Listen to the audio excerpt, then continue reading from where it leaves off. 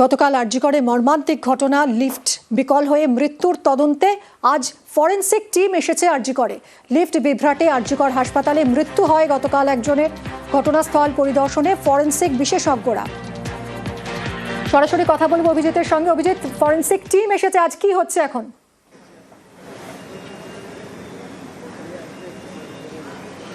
কিছুক্ষণ আগেই মিমি রাজ্য ফরেন্সিক ল্যাবরেটরির দুই সদস্য এসেছেন, ভাস্কর গঙ্গোপাধ্যায় এবং চিত্রাক্ষ সরকার, দুই প্রতিনিধি ফরেন্সিক টিমের, এবং তারা এসে সরাসরি একদম আরজিকর মেডিকেল কলেজ হাসপাতালের যেখানে বেসমেন্টে গতকাল ভোর রাতে যে লিফটটি আটকে গিয়েছিল সেই জায়গাটা দেখছেন এবং সেখান থেকে তারা নমুনা সংগ্রহ করছেন।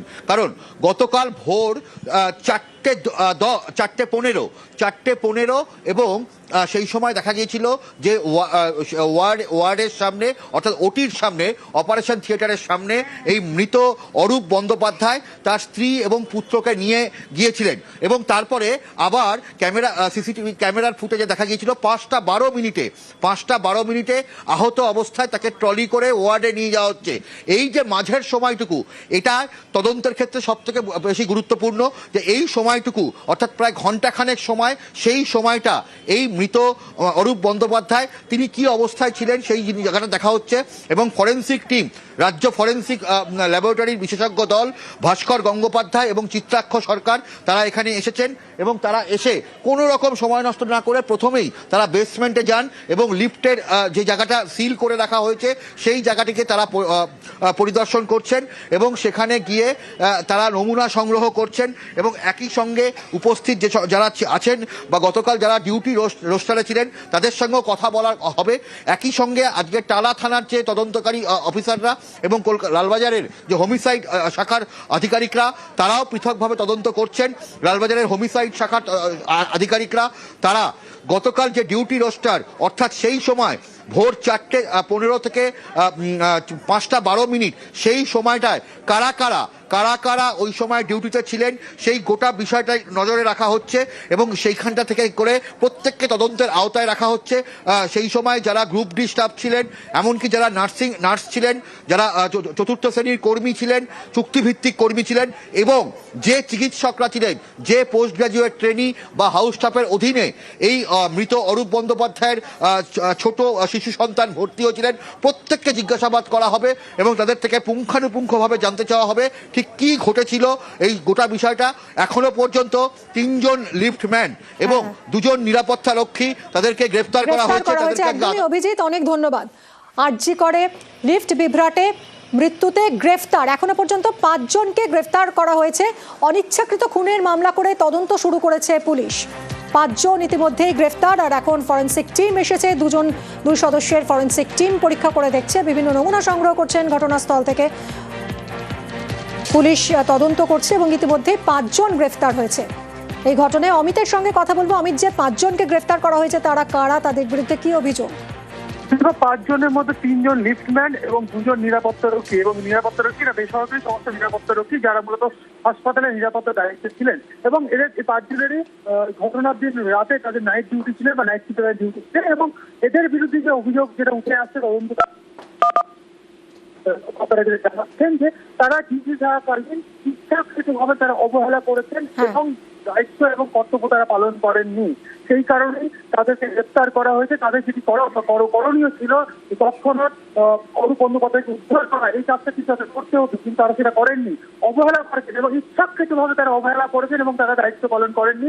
এই অভিযোগে গ্রেফতার করা হয়েছে। পুলিশের তরফে অনিচ্ছাকৃত খুনের ধারাতে মামলা রুজু করা হয়েছে, তারা তদন্ত করছে এবং কলকাতা পুলিশের গোয়েন্দা বিভাগের যে হোমিসাইড শাখা যারা খুনের মামলা তদন্ত করে থাকে তারা কিন্তু এই মুহূর্তে মামলা তদন্ত হাতে পেয়েছে এবং তারা তদন্ত করছে এবং 5 জনকে আজকে সময় পরে শিয়ালদা আদালতে পেশ করা হবে পুলিশের তরফে এবং নিজেদের হেফাজতে গিয়ে পুলিশ আবেদন করতে চলেছে। ধন্যবাদ অমিত। গতকাল ঠিক কি হয়েছিল? লিফটে যান্ত্রিক ত্রুটি, লিফটের ভিতরে আটকে পড়েন দমদমের অরূপ বন্দ্যোপাধ্যায়। 1.5 ঘন্টা পর লিফটের দরজা খোলা হয়, আর ততক্ষণে সব শেষ। উদ্ধার হয় অরূপ বন্দ্যোপাধ্যায়ের দেহ। চাঞ্চল্যকর ঘটনা আরজিকর হাসপাতালে।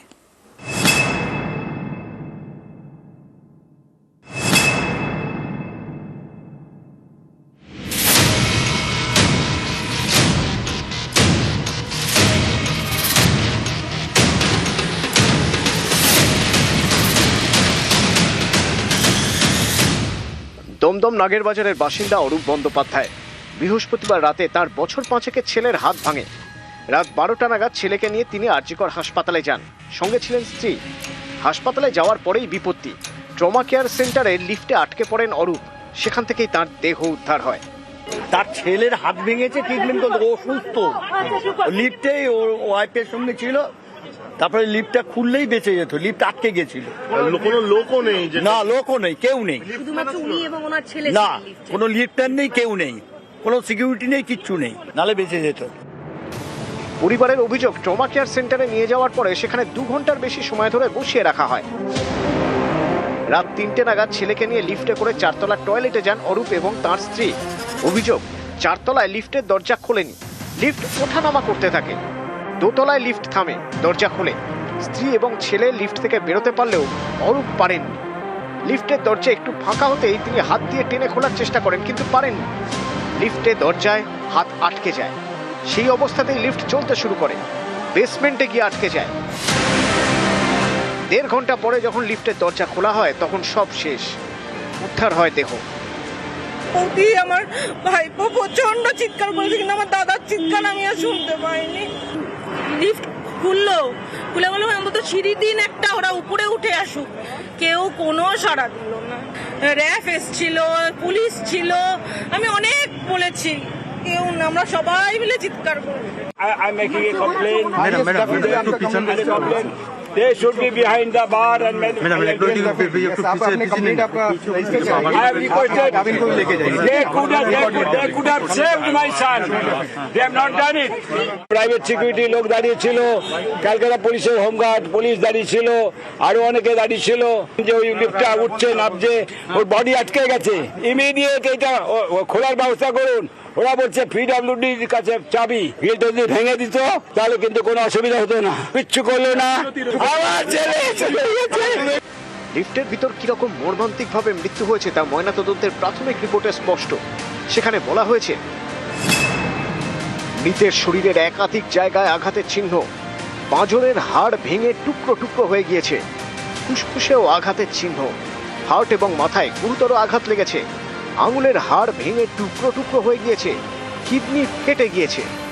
আমাদের এখানে অটোমেটিক লিফট যখন এসে কোনো ফ্লোরে দাঁড়ায় তখনই দরজাটা খোলে, তাহলে প্যানেলে গেল কি করে? আমার কাছে এখন priority what was the technical defect in the lift. এবং এখানে নজরদারি কোনো অসুবিধা ছিল না। যে চাবি আমরা সবসময় সুরক্ষিত রাখি, কিন্তু চাবি রাখা সত্ত্বেও ওপর থেকে কি ঘটলো এইটা আমাকে জানতেই হবে।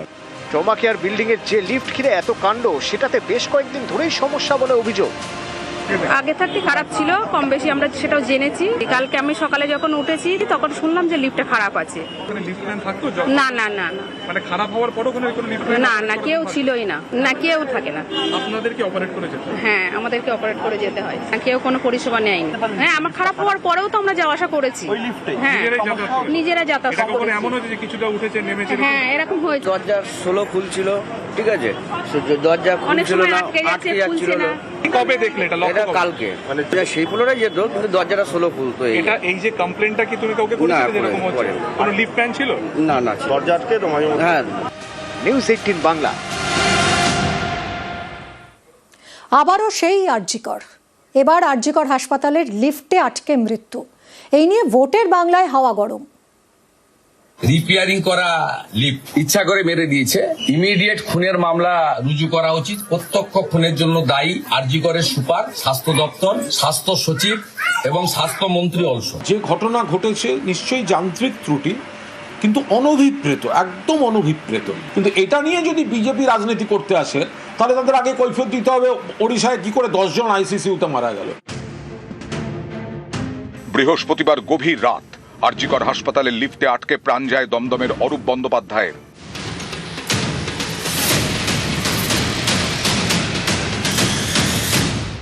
এ নিয়ে শুক্রবার সকাল থেকে শোরগোল। আরজিকরে পৌঁছে যান কাশীপুর বেলগাছিয়ার বিজেপি প্রার্থী রিতেশ তিওয়ারি। হাসপাতালে যান তৃণমূল প্রার্থী অতীন ঘোষও। তিনি আরজিকরে রোগী কল্যাণ সমিতির সদস্য। যে কোম্পানি এখানে টেন্ডার যারা বরাত পেয়েছিলেন তাতে যে এগ্রিমেন্টগুলো আছে সেখানে মেনশন করা আছে 24 ঘন্টা তাদের পক্ষ থেকে একজন থাকবে। আমি আপনাকে চ্যালেঞ্জ করছি, আপনি যে কোনো জায়গায় খোঁজ নিন, কোনো লিফটে সন্ধ্যের পর ভিজিটিং আওয়ার্সের পর আপনি কাউকে পাবেন না।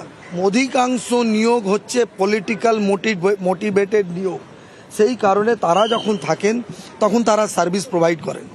এই দুঃখজনক মৃত্যু এটা এড়ানো যেতে পারত। আজকে রোগী কল্যাণ এখানকার যে কমিটি, তিনি কি তার দায়িত্ব এড়াতে পারেন? পাল্টা সরব হয়েছেন অতীন ঘোষ। তিনি আঙুল তুলেছেন হাসপাতাল কর্তৃপক্ষের দিকে। খুবই মর্মান্তিক ঘটনা, দুঃখজনক ঘটনা, এবং এখানে প্রশাসনিক গাফিলতি তো আছেই। রোগী কল্যাণ সমিতি আমি সদস্য ছিলাম আগেও। নতুন নিয়মে রোগী কল্যাণ সমিতির চেয়ারম্যান হচ্ছে প্রিন্সিপাল, তো স্বভাবতই, আর কনভেনার হচ্ছে এমএসভিপি। মাত্র 2টো মিটিং হয়েছে। প্রশাসনিক কঠোর ব্যবস্থা নেওয়া হোক। এই যে অ্যাসিস্ট্যান্ট সুপার, ডেপুটি সুপার, কাদের ডিউটি ছিল সকালবেলা, তারা কেন ফিল্ড ভিজিট করেননি, তার তলায় কারা ছিলেন, কারা সুপারভাইজার, এগুলো আমরা মিটিংয়ে ইমিডিয়েট আজকেই বলবো মিটিং ডাকতে। এগুলো আমরা কৈফিয়ত চাইবো এবং প্রশাসনিক কঠোর ব্যবস্থা নেবে। আরজিকর 2024-এর 9 অগস্ট এই আরজিকর হাসপাতালে এই তরুণী চিকিৎসককে ধর্ষণ এবং খুন করা হয়। এ নিয়ে তোলপাড় হয়, রাস্তায় নেমেও শুরু হয় আন্দোলন, উত্তাল হয় রাজ্য রাজনীতিও। এবারও সেই আরজিকর হাসপাতালের লিফটে আটকে মৃত্যু। ভোটের মুখে নিয়ে রাজনীতির হাওয়া গরম। রিপেয়ারিং করা লিফট ইচ্ছা করে মেরে দিয়েছে। ইমিডিয়েট খুনের মামলা রুজু করা উচিত। প্রত্যক্ষ খুনের জন্য দায়ী আরজি করের সুপার, স্বাস্থ্য দপ্তর, স্বাস্থ্য সচিব এবং স্বাস্থ্যমন্ত্রী অলসো। সরকারের ডকুমেন্ট খুন করেছে। আন্ডার মেনটেনেন্স লিফটে পেশেন্টকে চাপিয়ে খুন করেছে। যে ঘটনা ঘটেছে নিশ্চয়ই যান্ত্রিক ত্রুটি, কিন্তু অনভিপ্রেত, একদম অনভিপ্রেত। কিন্তু এটা নিয়ে যদি বিজেপি রাজনীতি করতে আসে তাহলে তাদের আগে কৈফিয়ত দিতে হবে ওড়িশায় কি করে 10 জন আইসিসিউতে মারা গেল। তাহলে এটা নিয়ে রাজনীতি না হওয়াই ভালো। একটা বাজে ঘটনা, বিচ্ছিন্ন ঘটনা, এটা হাসপাতাল কর্তৃপক্ষ খতিয়ে দেখছেন। নিউজ 18 বাংলা।